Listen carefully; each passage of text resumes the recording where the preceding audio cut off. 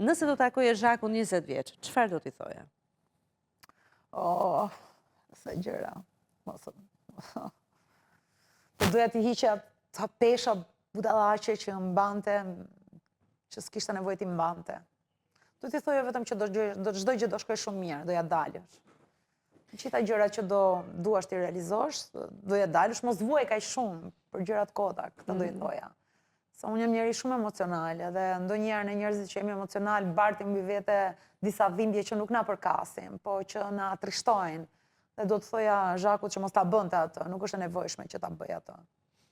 Nëse do Edhe ta takosh doj veten. Po, ta doj veten. 20, po 20. ta donte më shumë, besoj. Ti e ke Ta dashur doj atë? veten, se dashuria ndaj vetes është proces. Unë e kam nisur mbas 24 vjeç, mendoj. Deri 20 vjeç isha shumë konfuze për veten time, identitetin tim, për rolin që unë kisha në botë. Mendoja që nuk isha konfuze, por pak më vonë, disa vite më vonë, afër të 30-ave kam kuptuar që kam qenë shumë konfuze. Se ashtu është faza me jetë, ti e kalon një fazë dhe kupton. E qartë. Nëse do takosh Zhakun 80 vjeç, sot, çfarë do t'i thuash? Sa mirë. Ja dole. Unë kam një shprehje dhe them nuk do heq dorë ose nuk do e lëshoj deri 80 vjeç. Dhe bravo do i them, ja dole.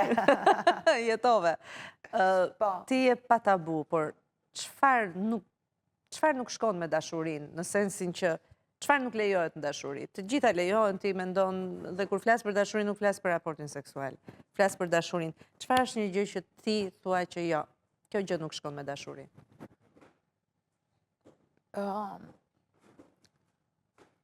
Ajo ideja që tek dashuria apo tek ajo marrëdhënia do gjesh vetveten. Më duket sikur sot marrëdhëniet e dashurisë për shkak të faktit që bota është shumë e konformuar. Shqipëria dhe shoqëria janë shumë të konformuara dhe që ti të pranohesh duhet patjetër të qëndrosh brenda këtyre rregullave dhe të luash me këto rregulla.